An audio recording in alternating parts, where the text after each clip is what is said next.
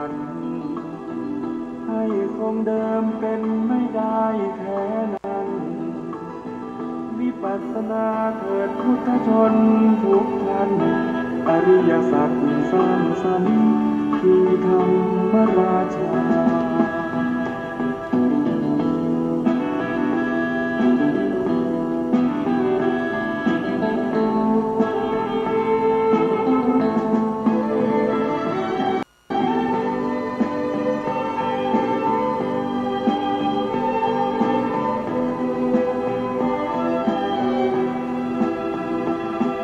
เจริญปัญญาในมรรคองค์แปดเป็นหลักงามงามเลิศล้ำรู้เนื้อรู้ตัวไม่ตกต่ำฝึกจิตฝึกใจให้ดื่มด่ำรู้รูปรู้นามแยกธาตุแยกขันธ์มองเห็นในไตรลักษณ์ว่าไม่เที่ยงสภาพแปรผันให้คงเดิมเป็นไม่ได้แท้นั้นวิปัสสนาเถิดพุทธชนทุกท่านอริยสัจสร้างสรรค์คือธรรมราชา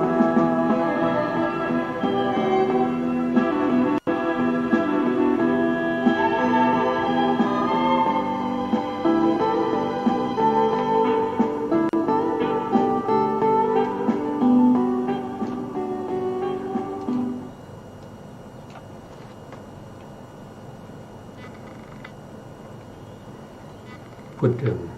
สรณังคัจฉามิธัมมังสรณังคัจฉามิสังฆังสรณังคัจฉามิกราบนมัสการพระมหาเถระพระสังฆาธิการพระเถรานุเถระสวัสดีท่านผู้ฟังและผู้ชมทุกท่าน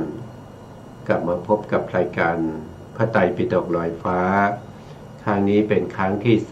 33ในเรื่องของกายคตาสติซึ่งเป็นพระธรรมคำสั่งสอนของพระสัมมาสัมพุทธเจ้าแล้วก็มีเฉพาะในพระพุทธศาสนานี้เท่านั้นนะเราก็ศึกษามาถึงตอนที่33แล้วนะเรากำลังศึกษาส่วนที่เกี่ยวข้องนะครับเรื่องที่เกี่ยวข้องกับเรื่องของกายคตาสตินะเรื่องของพระภิกษุทั้งหลายหรือว่าผู้ที่เห็นภัยในวัฏสงสารเป็นผู้ที่ปฏิบัติตามคำสั่งสอนของพระพุทธองค์นะพระศาสดาของพวกเราจะต้องเป็นบุคคลที่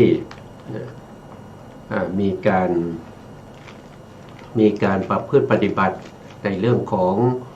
ศีลสมาธิแล้วก็ปัญญาสิกขาสามซึ่ง การประพฤติปฏิบัตินั้นก็พระพุทธองค์ก็ได้แสดงไว้มากมายเหลือเกินนะครับเพราะฉะนั้นเราก็ต้องมีการศึกษาปริยัติทำความเข้าใจเพื่อที่เราจะได้นำไปประพฤติปฏิบัติเลือกเฟ้นธรรมที่ถูกกาอัธยาศัยหรือถูกกัจจริตของเราไปประพฤติปฏิบัติตามสมควรแก่การปฏิบัตินะเราก็ยังพูดถึงในเรื่องของพระพุทธองค์ให้พระภิกษุทั้งหลายเนี่ยประพฤติปฏิบัติในเรื่องของสมาธิในเรื่องของฌานกับพระพุทธองค์ได้ตรัสว่านะครับถ้าเจริญสมาธิเนี่ยเจริญสมาธิหรือฌานในอารมณ์ทั้ง40อย่างใดอย่างหนึ่งนะครับไม่ว่าจะเป็นกสิณปฐวีกสิณไปจนถึงสุดท้ายก็คืออาหารเลปฏิกูลสัญญาทั้งหมดทั้งมวลนั้นนะก็เป็นทั้งสมถะแล้วก็เป็นสมาธิสมถะสมาธิแล้วก็เป็นไปในวิปัสสนาก็มีนะครับพระพุทธองค์ตรัสว่าถ้าพวกเธอเจริญฌานแม้เพียงชั่วการลัดนิ้วมือไซส์นะพิ ภิกษุนั้นเรากล่าวว่า อยู่ไม่เหินห่างจากฌานทำตามคำสอนของพระศาสดาปฏิบัติตามโอวาทไม่ฉันอาหารบิณฑบาตของชาวแว่นแคว้นเปล่าจะป่วยเก่าไปใหญ่ถึงผู้ที่กระทำให้มากซึ่งฌานให้มากซึ่งฌานหรือสมาธิหรือวิปัสสนาอันนี้ก็เป็นที่พระพุทธองค์ได้แสดงนะครับเราก็จะไปพูดถึงรายละเอียดกันนะครับดูรายละเอียดกันครั้งที่แล้วก็พูดถึงในการเจริญเรื่องของสัพพะโลเกอนัพพิรตะสัญญานะครับก็คือเจริญให้เห็นอารมณ์ทั้งหลายที่วิจิตรพิสดารที่มีอยู่ในโลกทั้งสามโลกทั้งสามโดยความเห็นว่าอารมณ์เหล่านั้นเป็นสิ่งที่ไม่น่ายินดีไม่น่าเพลิดเพลินนะเป็นอารมณ์ที่เป็นไปด้วยทุกข์ทรมานให้เวียนว่ายตายเกิดอยู่ในภพทั้งหลายถ้าผู้ใดเจริญสัพพะโลเกอนัพพิตะอนัพพิรตะสัญญานะครับอันนี้ก็ถือว่าเป็นการปฏิบัติตามคำสั่งสอนของพระพุทธเจ้านะครับไม่ว่าจะเจริญในเรื่องของอัตถิกะสัญญานะครับก็คือเจริญในเรื่องของกระดูกนะครับเรื่องของกระดูกที่ไหนก็คือไปเพ่งกระดูกนะถ้าเป็นสมถะก็เพ่งซากศพที่เหลือแต่กระดูกเหลือแต่กระดูกนะแล้วก็เจริญให้เขาเรียกว่าใหม่ๆก็ด้วยวิธีการปริกรรมนะปริกรรมก็คือการเพ่งซากศพนะที่เหมือนที่เขาทิ้งไว้ในป่าช้านะครับอัตถิกะนี่ก็คือเพ่งกระดูกนะเพ่งกระดูกให้ติดตานะให้ติดตาในขณะที่ติดตาแล้วก็ใช้ตาเพ่งอยู่นั้นก็เป็นปริกรรมนิมิตนะครับหลังจากนั้นก็ไปติดที่ใจก็เรียกว่าอุคหานิมิตนะแล้วก็เพ่งจนอุคหานิมิตนั้นเปลี่ยนสภาพนะเปลี่ยนสภาพจากเหมือนกับซากศพนั้นไปเป็นคล้ายๆรูปปั้นนะรูปปั้นมีสีที่สดใสขึ้นนะครับอ้วนท้วนขึ้นนะอันนั้นก็จะเป็นปฏิภาคนิมิตนะเพ่งไปไม่นานก็จะได้ฌานนะได้ฌานถ้าเพ่งกระดูกอย่างนี้ก็ได้ปฐมฌานนะครับก็เป็นเรื่องของอสุภะนะแล้วก็เจริญบุรุวักกะนะบุรุวักกะสัญญาอันนี้ก็คือต้องหาซากศพประเภทที่มีหนอนชอนชัยนะครับอันนี้เป็นซากศพที่น่าเกลียดน่ากลัวเป็นหน้าขยะแขยงนะเป็นปฏิกูลนะมีหนอนชอนชัยไปนะในซากศพนั้นการเจริญในเรื่องของซากศพเหล่านี้ก็ต้องเป็นบุคคลที่มีจิตใจที่กล้าแข็งบ้างนะครับไม่เป็นบุคคลที่ไม่กลัวนะครับถ้าบุคคลที่กลัวนะครับก็ต้องระวังนะครับก็ไปเจริญกรรมฐานอย่างอื่นนะครับเพราะกรรมฐานนี้ก็มีมากมายนะมีมากมายถ้าผู้ที่ไปเจริญก็ต้องถือไม้เท้าไปด้วยนะครับเพื่ออะไรเพื่อประโยชน์นะเพื่อประโยชน์นะครับที่จะเอาไว้ใช้ประโยชน์ในการที่จะบางครั้งอาจจะมีสัตว์ร้ายนะครับหรือว่าบางครั้งอาจจะซากศพนั้นอาจจะมีผีสิงนะครับก็ต้องมีไม้เป็นเพื่อนนะครับเป็นเพื่อนในการที่จะบังคับซากศพเหล่านั้นที่มีผีสิงหรือว่าจะใช้ไม้ในการไล่สุนัขอะไรต่างๆทั้งหลายนะครับแต่ปัจจุบันนี้ก็คงจะไม่มีใครที่จะไปหาซากศพอย่างนี้ได้นะครับเจริญไม่ได้เพราะปัจจุบันเนี่ย เขาไม่มีการทิ้งซากศพไว้ในป่าช้านะเขาจะทำชาปนกิจนะทุกศพนะเขาจะไม่ทิ้งไว้นะเพราะฉะนั้นเรื่องของการเจริญพวกนี้เราก็เพียงแต่ศึกษารับรู้ไว้เท่านั้นเองนะครับไม่ได้เป็นไม่ได้เอาไปประพฤติปฏิบัติจริงๆนะครับปัจจุบันนี้นะถ้าจะประพฤติปฏิบัติเนี่ยก็ต้องไปโรงพยาบาลที่เขามีซากศพนะครับที่เขาบริจาคร่างให้แก่โรงพยาบาลนะครับหรือให้โรงพยาบาลเนี่ยเขาไปให้นักศึกษาเขาจะได้ไปศึกษาเรื่องของสรีระต่างๆนะครับอันนั้นก็เป็นวิธีหนึ่งที่เราจะสามารถที่จะไปเจริญเรื่องของซากศพนะครับแต่ก็ไม่ได้เป็นไปอย่างที่พระพุทธองค์ได้แสดงไว้นะครับเพราะซากศพเหล่านั้นเป็นซากศพที่เขามีการดองด้วยน้ำยาต่างๆนะครับจะหาซากศพประเภทที่มีหนอนชอนชัยอย่างนี้หาไม่ได้นะครับแล้วนอกจากนั้นนะครับท่านก็ยังแสดงไว้ว่าถ้าไม่เจริญในเรื่องของซากศพที่มีหนอนชอนชัยนั้นก็เจริญซากศพที่มีสีต่างๆนะครับที่เรียกว่าวินิลกะสัญญาวินิลกะสัญญาก็คือซากศพที่มีสีเขียวค้ำนะคุกไปด้วยสีต่างๆนะครับสีที่ดูแล้วน่าเกลียดน่ากลัวเป็นสีที่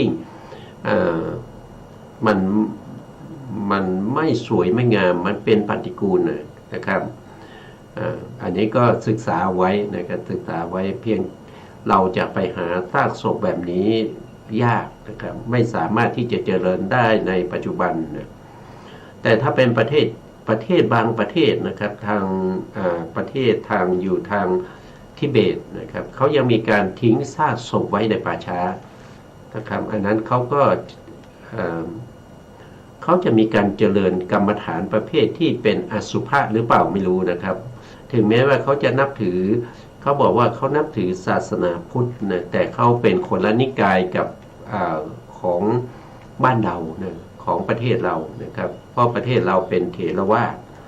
เถรวาทก็ยึดถือวาทะของพระเถระนะมาจากไหนก็คือมาจากการทำสังฆยนาในครั้งที่หนึ่งนะครับในหลังจากที่พระพุทธองค์ได้ปรินิพพานไปแล้ว3 เดือนเราก็มีการทำสังฆยนานะครับพระภิกษุทั้งหลายก็เป็นพระอรหันต์ทั้งหมดนะเป็นผู้ที่มีปฏิสัมภิทานะครับเป็นผู้ที่มีอภิญญามีวิโมกข์8นะได้รวบรวมทำสังฆยนาไว้มีการสวดมีการสาธยายก่อนที่จะยกขึ้นสู่พระไตรปิฎกนะครับจึงเรียกว่าเป็นเถรวาทนะจึงเรียกว่าเถรวาทก็คือเถระก็คือพระเถระทั้งหลายนะวาทะวาทก็คือคำพูดนะครับก็คือได้มีการสาธยายผ่านมาจากพระเถระในสมัยพุทธกาลก็ได้นะครับเพราะว่าพระพุทธองค์ปรินิพพานไป3 เดือนเท่านั้นเองนะอันนี้ก็เรียนรู้ไว้นะเรียนรู้ไว้เพื่อที่เราจะได้เข้าใจในคำสั่งสอนของพระพุทธองค์แล้วก็จะได้เกิดศรัทธาเกิดความยินดีนะยินดีนะเมื่อได้ฟังได้ยินพระธรรมของพระพุทธองค์นะถ้าไม่เจริญในวินิลกะสัญญาก็ให้เจริญวิชิตทกะสัญญานะครับนั่นก็คือซากศพที่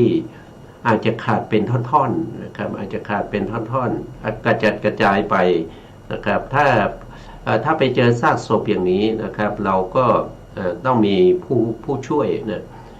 ก็คือเก็บมานะครับเก็บมาต่อกันนะมาต่อกันให้เป็นรูปร่างนะครับรูปร่างของคนแต่การต่อกันอย่าเอาชนกันเลยนะครับให้ทิ้งที่ตรงที่ขาดเนี่ย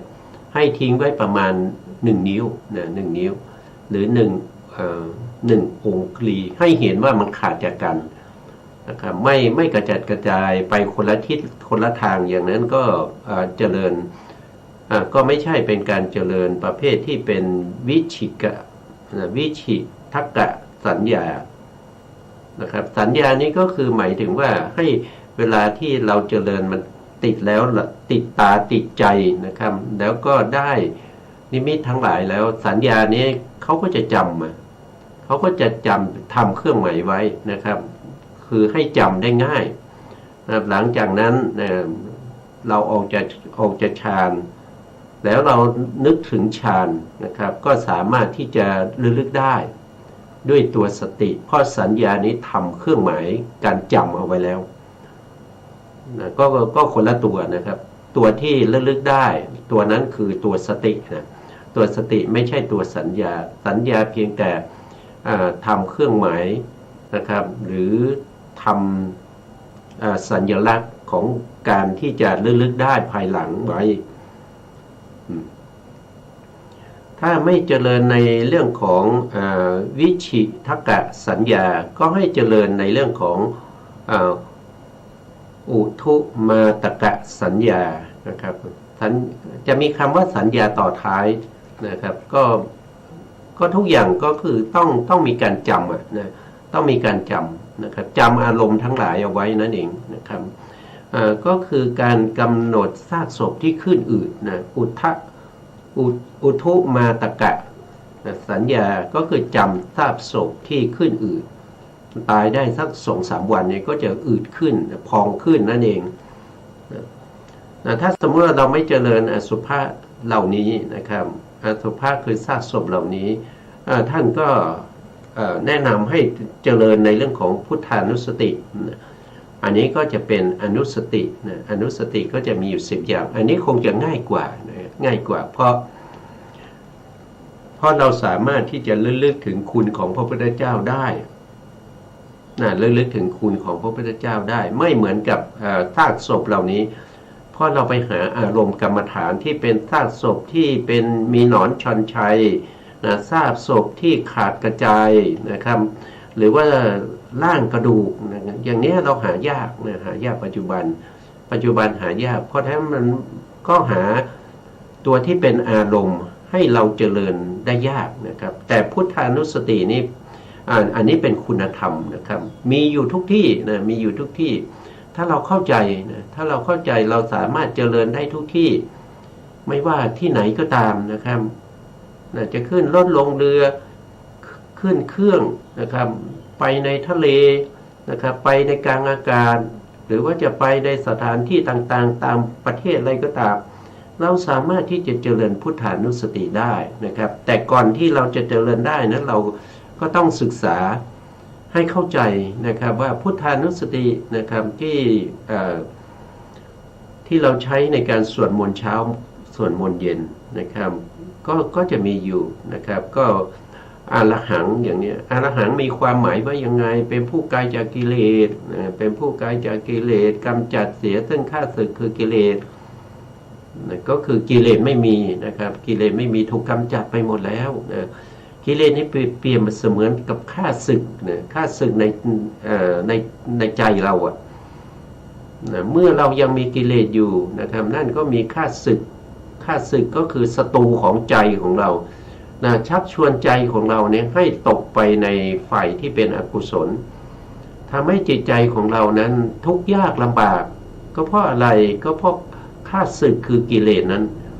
เมื่อเรากำจัดกิเลสเหล่านั้นได้นะครับเหมือนกับพระองค์นะครับได้เป็นพระอรหันต์ไกลจากกิเลสเนี่ยเป็นบุคคลที่มีแต่ความสุขมีแต่ความสุขถึงแม้เขาจะมาด่านะครับสมัยพุทธกาลพระองค์ก็ยังถูกเดรัจฉีทั้งหลายเนี่ยนะครับมาด่ามาว่านะครับมาใส่ร้าย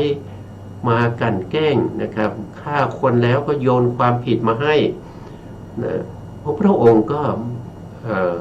มีความสุขไม่ได้มีความทุกข์เลย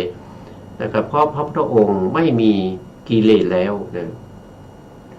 ไม่มีกิเลสทั้ง3ไม่ว่าจะเป็นอนุสัยกิเลสหรือว่าจะเป็นปริยุทธานากิเลสวิติกมกิเลสก็ไม่มีสำหรับผู้ที่เป็นพระอรหันต์ โดยเฉพาะพระพุทธองค์เป็นผู้ที่บำเพ็ญบารมีมาเพื่อการตรัสรู้อริยสัจสี่ด้วยพระองค์เองนะเป็นผู้ที่ไม่ได้รับฟังคำสั่งสอนจากบุคคลใดสามารถที่จะกำจัดอนุสัยกิเลสได้ด้วยพระองค์เองนะอย่างนี้เป็นบุคคลที่เราควรจะให้การยกย่อง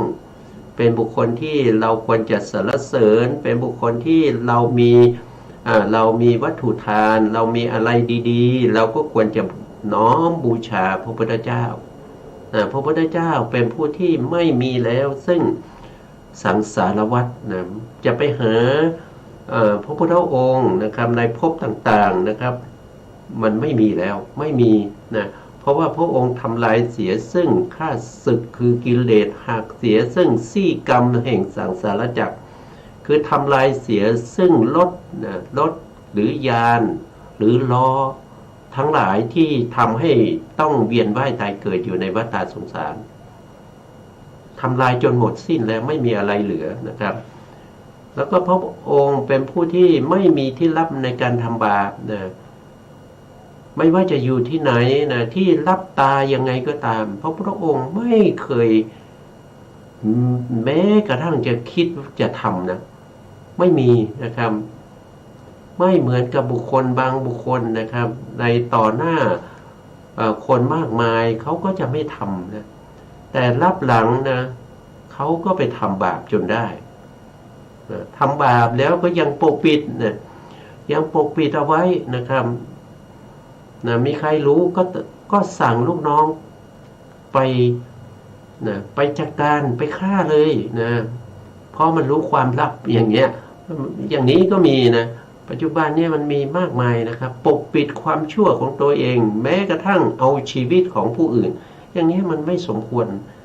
มันไม่สมควรแต่สำหรับพระพุทธองค์ไม่มีแม้กระทั่งจะคิดทำบาปนะอันนี้ก็เป็นคุณสมบัติของพระคุณของพระพุทธเจ้าคุณสมบัติของพระพุทธเจ้านะครับแล้วพระพุทธเจ้าจะไม่อยู่ใกล้คนที่มันมีกิเลส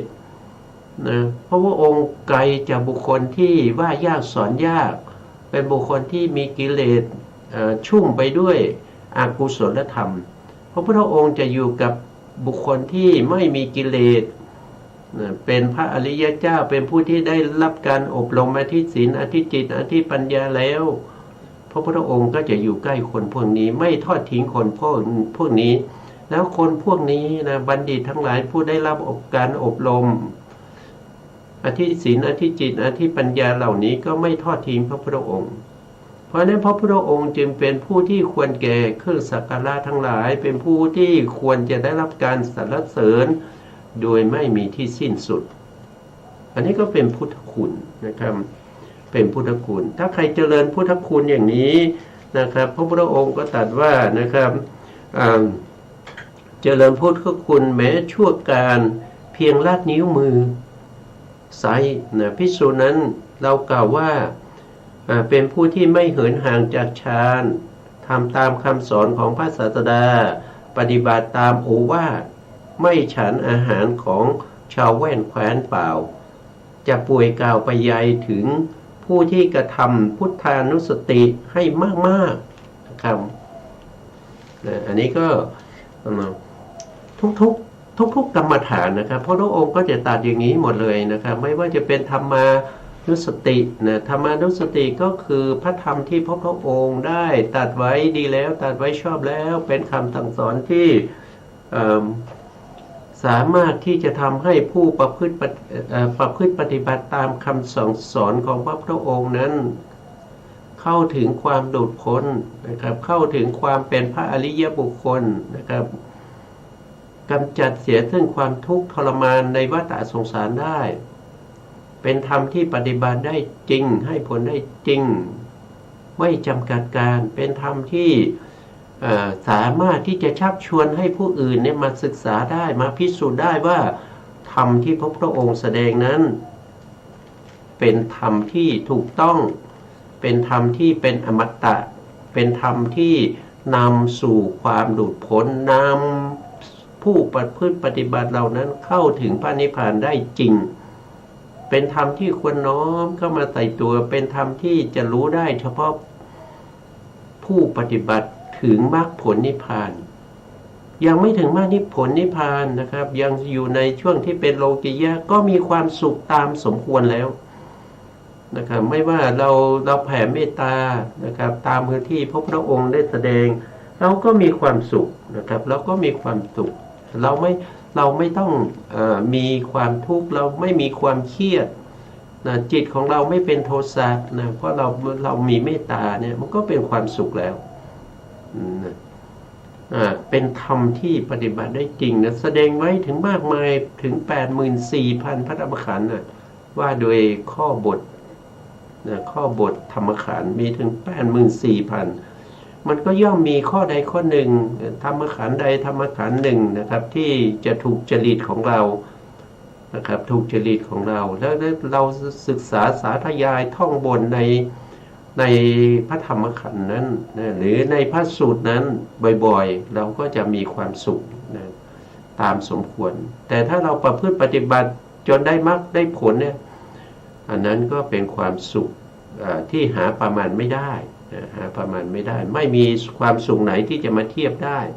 ก็มาจากไหนก็มาจากการที่เราปฏิบัติตามคำสั่งสอนของพระสัมมาสัมพุทธเจ้าที่เราเรียกว่าเป็นธรรมานุสตินะทำทั้งหมดนั้นนะครับทุกธรรมขันธ์นะครับก็สามารถที่จะนำสัตว์ทั้งหลายให้ถึงความหลุดพ้นเขาจึงเรียกว่าคำสั่งสอนของพระพุทธเจ้า 84,000 พระธรรมขันธ์ก็สามารถสรุปลงในข้อเดียวได้นะครับนั่นก็คือมีรสเขาเรียกว่าเป็นวิมุตติรสนะเป็นรสแห่งความหลุดพ้นเป็นรสแห่งความสันติลักขณังนะเป็นสภาพที่สงบจากรูปนามขันธ์ 5สังขารธรรมตัวตนนะครับจึงทำให้ผู้ที่ถึงสภาวะนั้นเต็มไปด้วยความสุขนะครับไม่มีความทุกข์นะครับไม่ว่าจะเสี้ยววินาทีไหนก็จะไม่ทุกข์นะจะไม่ทุกข์เพราะอะไรก็เพราะว่าท่านเป็นพระอรหันต์แล้วเพราะการประพฤติปฏิบัติตามคำสั่งสอนของพระพุทธเจ้าที่เป็นธรรมานุสติ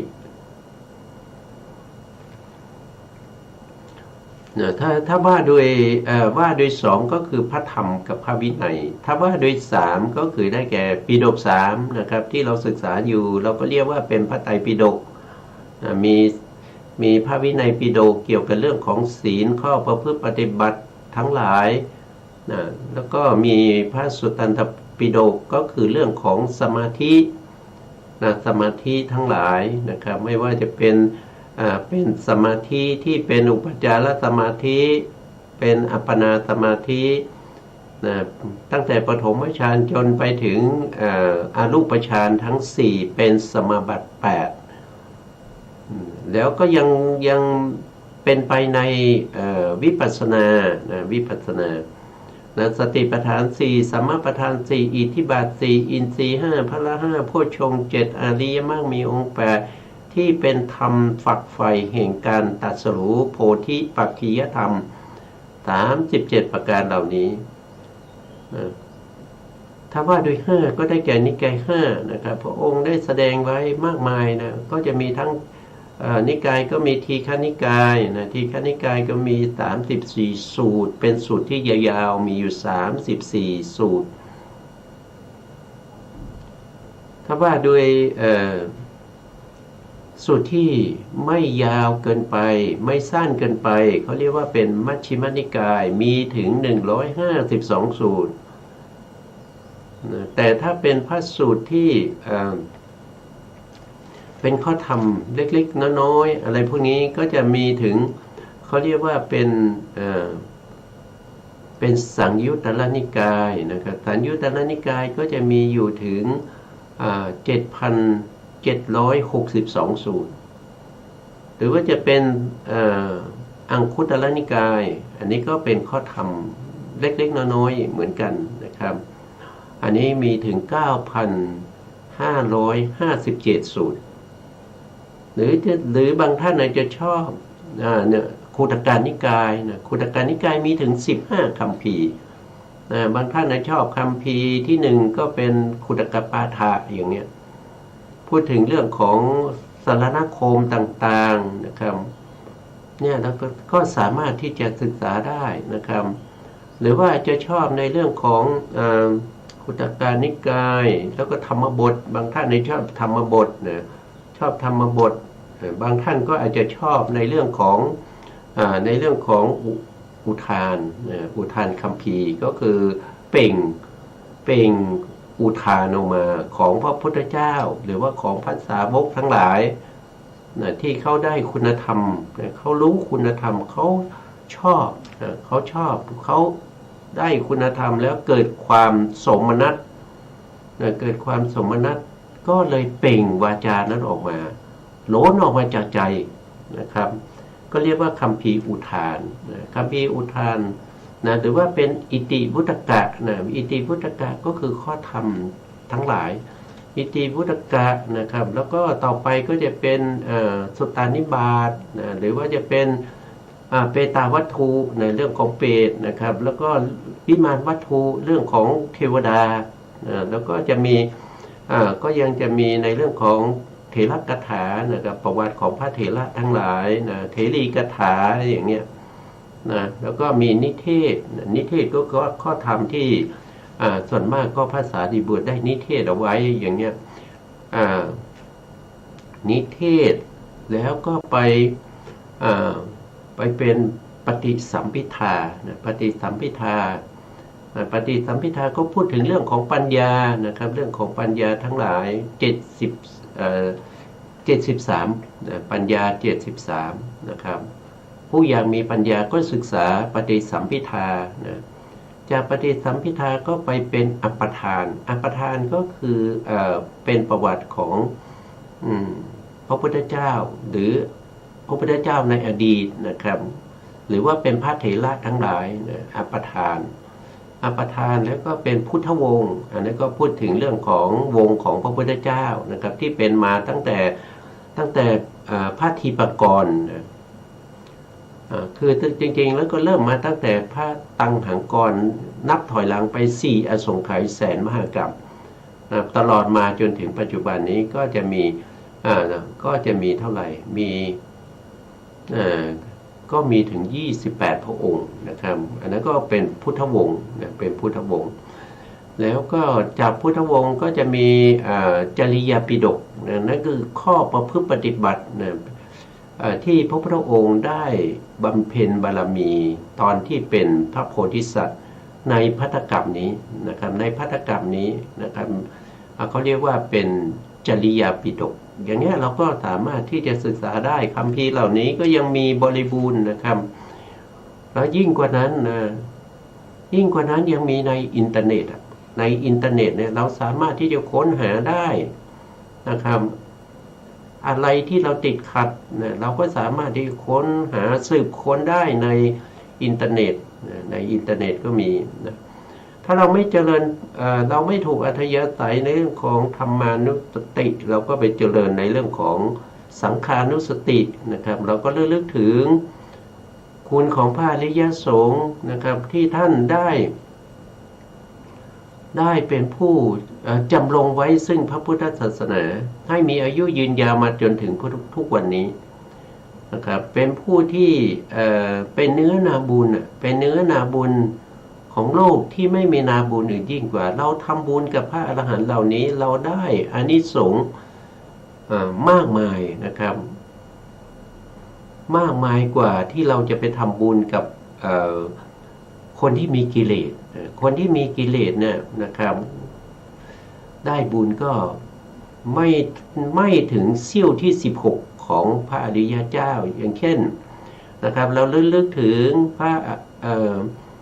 ระปัญจวัคคีย์มีพระอัญญาโกณทัญญาเป็นต้นนะครับในอดีตชาติเป็นพระภิกษุรุ่นแรกของพระสัมมาสัมพุทธเจ้านะครับประพฤติปฏิบัติตามคำสั่งสอนของพระพุทธเจ้านะหรือว่าจะลึกถึง อัครสาวกทั้งสองไม่ว่าจะเป็นพระสารีบุตรนะผู้ที่มีปัญญานะครับมากกว่าภิกษุทั้งหลายจนพระพุทธองค์ได้แต่งตั้งให้เป็นเอตทัคคะในเรื่องของผู้มีปัญญามากกว่าภิกษุทั้งหลายของพระพุทธเจ้าโคตมะนะหรือว่าจะระลึกถึงคุณของพระโมคคัลลานะเนี่ยพระโมคคัลลานะก็เป็นผู้ที่มีฤทธิ์นะครับเป็นผู้ที่มีฤทธิ์มากกว่าภิกษุทั้งหลายพระพุทธองค์ก็แต่งตั้งเป็นเอกทัคคะในเรื่องของภิกษุผู้มีฤทธิ์มากกว่าภิกษุทั้งหลายของพระพุทธองค์หรือว่าจะแล้วลึกถึงอสิติมหาสาวกมีพระอานนท์มีพระมหากัสสปะมีพระอนุรุทธะมีพระมหาโกธิตะนะครับหรือว่าจะเป็นพระมหากัจจายนะนั่นก็มีมากมายนะพระอสิติมหาสาวกมีมากมายมีถึง80รูปหรือว่าจะลึกถึงพระเถรีทั้งหลายนะอันนี้ก็ขึ้นอยู่กับเรานะครับหรือว่าจะลึกถึงพระอริยสงฆ์4คู่8บุรุษนะครับที่เป็นสาวกของพระพุทธเจ้าตั้งแต่สมัยพุทธกาลจนถึงปัจจุบันนี้นะแต่ปัจจุบันนี้เราจะลึกถึงใครเราก็ต้องรู้ว่าเขาเป็นพระอรหันต์จริงหรือเปล่านะปัจจุบันนี้ประกาศตัวเป็นพระอรหันต์กันมากมายนะครับถ้าเราไม่มีปริยัติเราไม่มีความรู้ความเข้าใจเราก็จะถือพระทั้งหลายว่าเป็นพระอริยเจ้าการเลือกอย่างนั้นนะครับการเลือกอย่างนั้นก็เป็นบุญนะเป็นบุญแต่ว่ามีอานิสงส์ไม่มากนะเพราะว่าเราเลือกถึงบุคคลที่เป็นสมมุติสงฆ์นะครับเพราะว่าเขาไม่ได้เป็นพระอริยสงฆ์แต่ถ้าเราเลือกถึงพระอริยสงฆ์ในอดีตนะที่พระพุทธองค์ได้พยากรณ์นะว่าเขาเป็นพระอรหันต์อย่างนี้มันชัวร์กว่ามันชัวร์กว่าก็คือมันไม่มีพระปลอมมันไม่มีพระอรหันต์ปลอมนะครับนั่นก็เป็นสังขานุสตินะครับถ้าเราไม่เจริญในเรื่องของพุทธานุสติธรรมานุสติสังขานุสติท่านก็บอกว่าถ้าอย่างนั้นก็ไปเจริญอานาปานสติก็คือกำหนดลมหายใจนะครับลมหายใจเข้ายาวก็รู้ว่าเราหายใจเข้ายาวนะครับลมหายใจออกยาวก็รู้ว่าเราหายใจออกยาวมีสติกำกับอยู่ที่ลมกระทบนะครับตั้งสติไว้นะครับให้รู้ลมเข้าและลมออกอันนี้ก็เป็นอานาปานสตินะหรือว่าจะเจริญมรณานุสตินะมรณานุสติก็คือตามและลึกถึงความตายนะครับว่าเราตัดทั้งหลายที่เกิดมาแล้วเนี่ยไม่มีผู้ใดที่ไม่ตายนะครับเกิดมา100ก็ต้องตายทั้ง100นะครับเกิดมาพันเกิดมาหมื่นเกิดมาแสนก็ต้องตายหมดไม่มีใครเหลือนะครับแล้วก็ความตายนี้ไม่มีใครรู้ว่าจะตายเมื่อไหร่นะครับอาจจะตายตอนอยู่ในครรภ์ก็ได้นะอาจจะตายหลังจากคลอดมาแล้วนะครับคลอดมาแล้วไม่กี่วันก็ตายได้นะครับตายในสมัยที่เป็นเด็กเป็นวัยรุ่นนะครับหรือว่าเป็นกลางคนนะหรือว่าจะเป็นผู้สูงอายุนะหรือจะเป็นคุณลุงคุณป้าคุณน้าคุณอาก็ตายเหมือนกันหมดนะไม่มีใครที่จะอยู่ถึง100 ปีถึง100 ปีก็มีไม่มากในปัจจุบันนี้ไม่มากเพราะอายุกับของมนุษย์ปัจจุบันนี้ก็อยู่แค่74 ปีกว่านะครับนะก็จะส่วนมากก็อาจจะตายก่อนนะตายก่อนนะครับหรือมากนั้นมากขึ้นไปก็ไม่เกิน100นะอันนี้ก็เป็นเรื่องลึกถึงนะครับเรื่องลึกว่าเราตื่นมาเนี่ยเช้านี้เราอาจจะต้องตายนะครับเราก็ไม่รู้ได้นะครับเรื่องว่าความตายเนี่ยมันเป็นสิ่งที่เที่ยงแท้แน่นอนนะครับเพราะว่ามันตามเราอยู่ตลอดเวลาหาโอกาสนะครับหาโอกาสให้เราตายนะครับถ้าเราไม่เรื่องถึงความตายเมื่อเรารู้ว่าเราจะตายนะครับเราก็จะเสียใจนะไปนอนอยู่โรงพยาบาลหมอบอกว่ามะเร็งเป็นมะเร็งระยะสุดท้ายแล้วนะครับอาจจะอยู่ได้ไม่เกินเดือนนะครับ ญาติพี่น้องก็เสียใจร้องไห้กันนะครับ เจ้าตัวรู้เจ้าตัวก็ตกใจนะครับเพราะไม่เคยเจริญมรณานุสตินะไม่เคยคิดถึงว่าตัวเองจะต้องตายนะคิดว่าตัวเองจะยั่งยืนนะครับเป็นโรคเป็นภัยเดี๋ยวก็หายเดี๋ยวก็กลับไปอยู่บ้านนะก็คิดอย่างนี้มันจึงทำให้เกิดความเศร้าส้อยเสียใจได้นะครับเพราะฉะนั้นก็เราเจริญมรณานุสติอยู่บ่อยๆเนี่ยก็ทำให้จิตใจของเราเนี่ยยอมรับในสภาพของความเป็นจริงนะความเป็นจริงก็คือเราต้องตายทำไมเราต้องตายก็เพราะว่าเรามีการเกิดมาเรามีการเกิดขึ้นมาเนี่ยมันถึงต้องตายถ้าไม่อยากตายก็ไม่ต้องเกิดนะครับไม่ต้องเกิดไม่ต้องเกิดไปไหนก็ไปนิพพานนะมีที่เดียวนะไม่ตายเนี่ยมีที่เดียวนั่นก็คือปรินิพพานเข้าพระนิพพานนั่นแหละไม่ต้องเกิดไม่ต้องตายอีกต่อไปนะไปเสวยสันติลักขณังก็คือสันติสุขในพระนิพพานต่อไปนะครับไม่มีพระนิพพานเป็นอมตะนะเป็นอมตะไม่มีการเกิดไม่มีการดับพระนิพพานไม่มีความทุกข์พระนิพพานไม่มีการเปลี่ยนแปลงพระนิพพานเป็นของเที่ยงแต่พระนิพพานเป็นอนัตตานะครับบังคับบัญชาไม่ได้คนที่จะเข้าถึงไม่สามารถจะไปกำหนดกฎเกณฑ์ได้เราจะเข้าถึงได้ข้อประพฤติปฏิบัติที่ถูกต้องแล้วก็ตั้งใจประพฤติปฏิบัตินะครับมีอัธยาศัยที่น้อมไปในพระนิพพานน้อมไปโอนไปเอ็นไปสู่พระนิพพานมันก็จะเข้าถึงพระนิพพานได้นะครับหรือใครไม่ระลึกถึงมรณานุสติก็ไประลึกถึงเทวตานุสติเทวตานุสติก็ระลึกถึงคุณของเทวดาทั้งหลายแล้วก็มาเปรียบเทียบกับเรานะครับเทวดาทั้งหลายมีศีลศีลเราก็มีเราก็เหมือนกับเทวดานะครับศีลเราก็บริสุทธิ์ศีลเราก็บริสุทธิ์เหมือนเทวดานะครับเทวดามีการมีความสุขนะเพราะอะไรเพราะเทวดาทำคุณธรรมเช่นให้ทานนะครับรักษาศีลนะเราก็มีเหมือนกันเราก็ให้ทานใส่บาตรทุกเช้านะครับใส่บาตรทุกเช้ามีการสวดมนต์ไหว้พระนะครับรักษาศีลอาราธนาศีลและเลิกถึงศีลอยู่บ่อยๆเหมือนกับเทวดาเลยนะครับมันก็ทำให้จิตใจของเราผ่องใสนะเมื่อจิตใจผ่องใสควรแก่การงานนั่นก็คือได้อุปจารสมาธิด้วยการระลึกถึงคุณของเทวดานะคุณสมบัติของเทวดาหรือว่าเราอาจจะเจริญอานาปานสติก็ว่าไปแล้วมรณานุสติกายคตาสติตรงนี้เป็นพระเอกของเรานะครับเราพูดถึงกายคตาสตินะกายคตาสตินั่นก็คือเจริญในเรื่องของธาตุดินนะธาตุดิน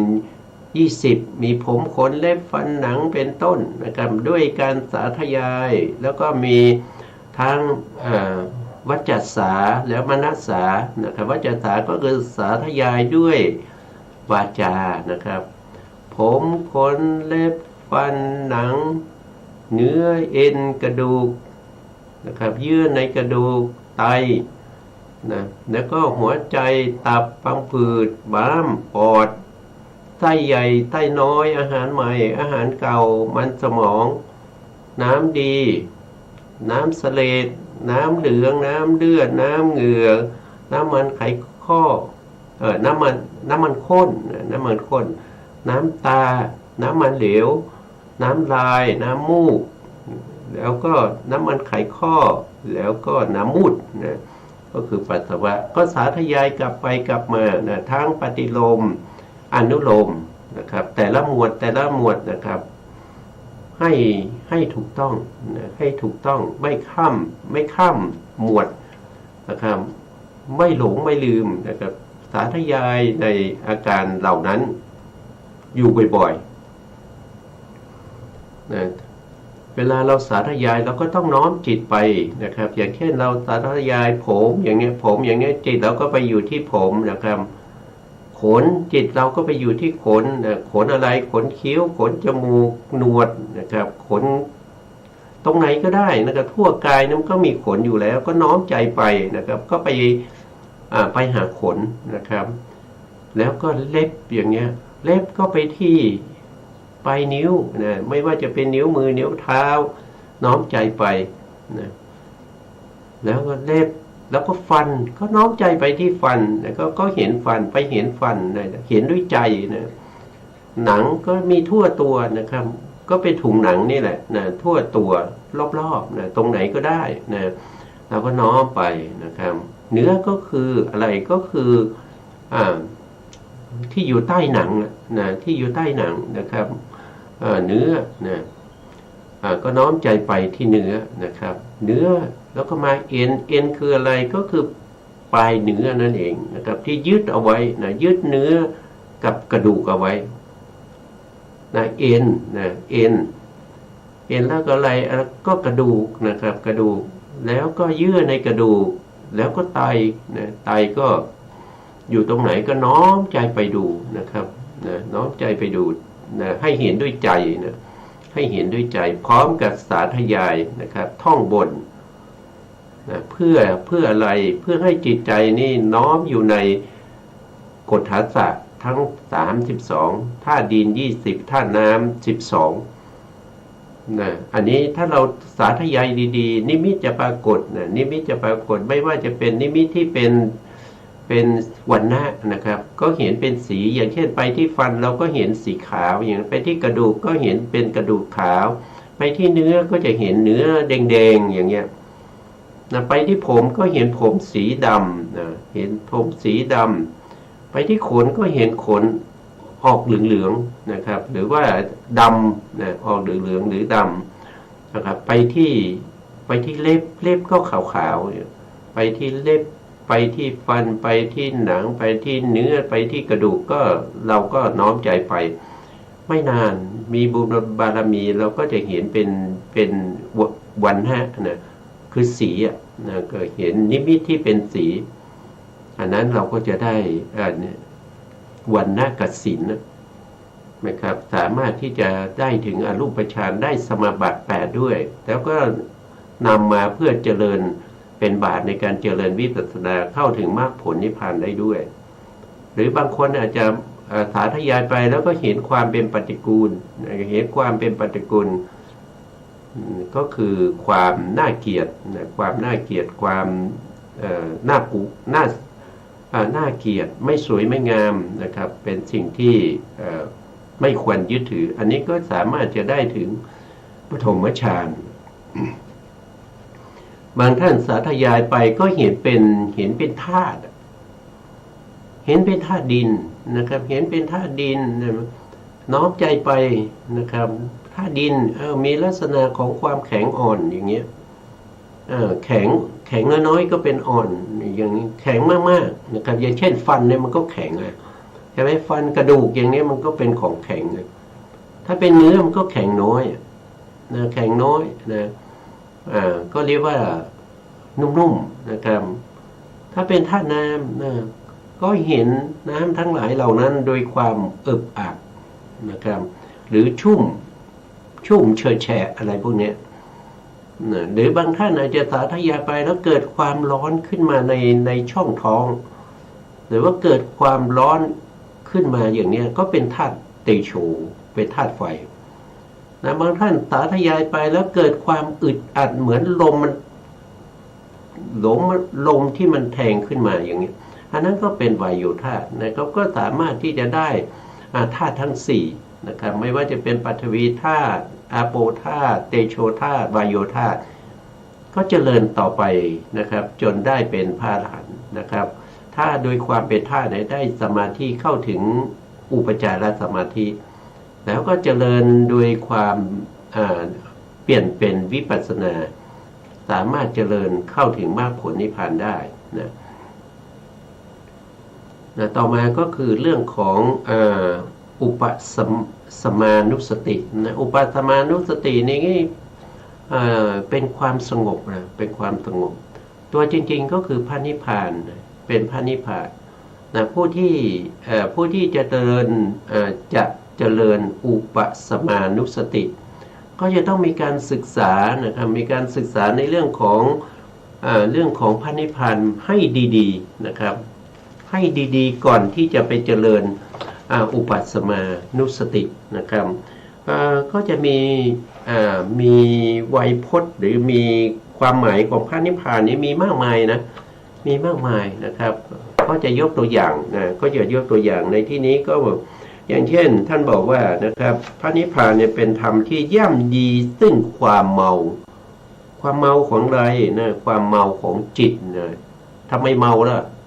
ก็เพราะว่ามันมีโลภะมันมีโทสะมันมีโมหะที่เข้ามาจรเข้ามาในจิตของเราทำให้จิตของเราเนี่ยมันเมานะมันเมาอยู่ในอกุศลทั้งหลายเมาอยู่ในความสวยความงามนะเมาอยู่ในความไพเราะของเสียงเมาอยู่ในกลิ่นเมาอยู่ในรสอาหารอร่อยเมาอยู่ในโผฏฐัพพะนะครับยินดีพอใจในอุณหภูมิในการกระทบที่นิ่มๆนะครับหรือว่าอยู่ในห้องที่เย็นๆมีแอร์อย่างเงี้ยอันนั้นก็คือความเมามัวนะครับอันนั้นแต่พระนิพพานเนี่ยเป็นตัวที่กำจัดเสียซึ่งความเมาทั้งหลายเหล่านั้นนะพระนิพพานเนี่ยเป็นที่บรรเทาเสียซึ่งความกระหายในกามคุณทั้งหลายความกระหายความอยากเห็นอยากได้นะครับพระนิพพานเป็นตัวที่บรรเทาสิ่งเหล่านี้ทำให้จิตมันสงบทำให้จิตมันมีความสุขนะสุขที่ไม่ใช่สุขด้วยกามคุณไม่ใช่สุขด้วยฌานโลกียฌานแต่เป็นสุขที่เป็นโลกุตระอันนั้นก็บรรเทาเสียซึ่งความกระหายในเรื่องของกามคุณนะแล้วก็พระนิพพานนี้เป็นธรรมที่ตัดเสียซึ่งการเวียนว่ายตายเกิดในวัฏฏะสงสารทั้งหลายให้ขาดเมื่อเห็นพระนิพพานก็สามารถที่จะตัดวัฏฏะเหล่านี้นะที่เราเห็นพระนิพพานครั้งแรกนั่นเป็นโสดาบันนะโสดาบันนี้ก็ตัดวัฏฏะสงสารในกามภูมิในภพที่8นะครับถ้ายังจะกลับมาเกิดเป็นมนุษย์เป็นเทวดาก็มาเกิดอย่างมากไม่เกิน7 ชาตินะ7 ชาติก็ได้เป็นพระอรหันต์แล้วก็ปรินิพพานแล้วอันนั้นคือการเห็นพระนิพพานนะครับก็คือตัดวัฏฏะทั้ง3ก็คืออะไรล่ะตัดกามภพนะตัดรูปภพอรูปภพนะจะไปหาผู้ที่ได้พระนิพพานแล้วปรินิพพานแล้วเนี่ยจะไปหาในกามภูมิรูปภูมิอรูปภูมิไม่ว่าในภพภูมิใดๆทั้ง31ภูมิเนี่ยจะไม่มีบุคคล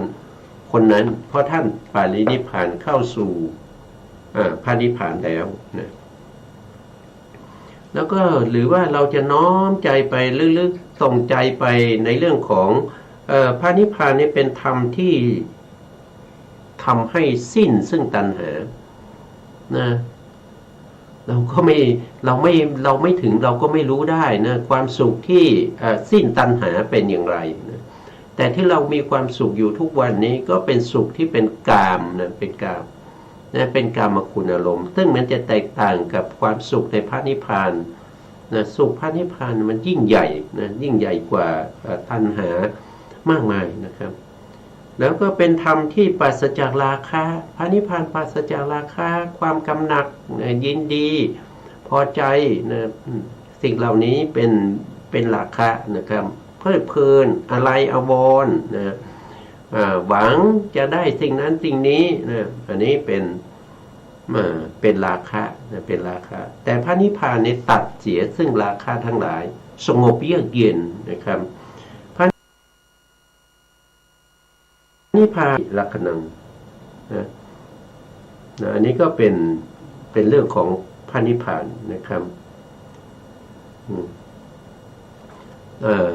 หรือว่าจะพิจารณาโดยความเป็นพระนิพพานเนี่ยไม่มีความแก่นะครับไม่มีความแก่พระนิพพานนะครับก็ปราศจากเป็นธรรมที่ปราศจาก ปปัญจธรรมนะปปัญจธรรมก็คือธรรมที่ขัดขวางการได้คุณธรรมวิเศษนะครับเช่นมีตัณหามานะทิฏฐินะครับที่เป็นตัวที่ขัดขวางเป็นตัวที่ล้างไว้ซึ่งในวัฏสงสารทำให้เราจะต้องเวียนว่ายตายเกิดในวัฏสงสารต่อไปนะครับพระนิพพานเป็นที่เป็นความจริงแน่นอนนะครับก็คือมีความสุขแน่นอนไม่มีความทุกข์นะครับพระนิพพานเป็นสัจธรรมนะเป็นธรรมที่ละเสียซึ่งความทุกข์ทั้งหลายนะครับนี่ก็เป็นเรื่องของพระนิพพานนะครับผู้ที่จะเดินในเรื่องของอุปสมานุสติจะต้องศึกษาเรื่องของพระนิพพานให้มากๆแล้วก็เข้าใจนะก่อนที่เราจะไปศึกษาเราจะไปลึกๆถึงคุณของพระนิพพานจะทำให้จิตของเรานี่เกิดความสงบนะครับแล้วก็ไม่เป็นภัยนะไม่เป็นภัยแก่ใครๆเลยนะถ้าระลึกถึงพระนิพพานถึงแม้ว่าเราไม่เคยได้พระนิพพานเราก็ศึกษาความหมายของพระนิพพานเหล่านั้นนะครับเพื่อที่เราจะได้มีความสุขสุขยิ่งกว่าสุขในกามนะครับวันนี้เวลาหมดแล้วนะสุดท้ายนี้ขอกราบขอบพระคุณพระครูสมุทรวิสุวัฒน์วรกิจโจผู้อำนวยการสถานีวิทยุเพื่อการศึกษาพระพุทธศาสนาและวัฒนธรรม FM 104.5 เมกะเฮิรตซ์วัดฝายหินจังหวัดเชียงใหม่ได้ขอกราบขอบพระคุณพระครูปริยัติยานุสาสตร์ขอบคุณท่านผู้ฟังและผู้ชมทุกท่านที่ให้เกียรติติดตามในรายการพระไตรปิฎกลอยฟ้าพบกันใหม่ในโอกาสต่อไปครับวันนี้ลาไปก่อนครับสวัสดีครับทุกท่านอริยสัจสร้างสรรค์คือธรรมราชา